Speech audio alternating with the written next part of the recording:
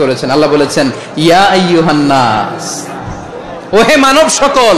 He addresses the entire human being regardless the colors, the races, the languages, the ethnicities, and reminded us we all from one origin. চিল্লায়ে বলেন আল্লাহু আকবার। আল্লাহ বলেন তোমাদের সবাইকে বানিয়েছি এক পিতা আদম, এক মাতা হাওয়া থেকে, দলে দলে গ্রামে গ্রামে ছড়িয়ে দিয়েছি যাতে করে তোমরা পরিচিত হতে পারো।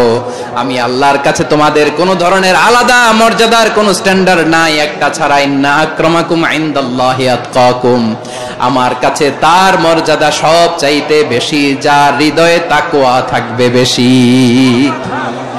আল্লাহর কাছে ধনী গরিবের পার্থক্য নাই,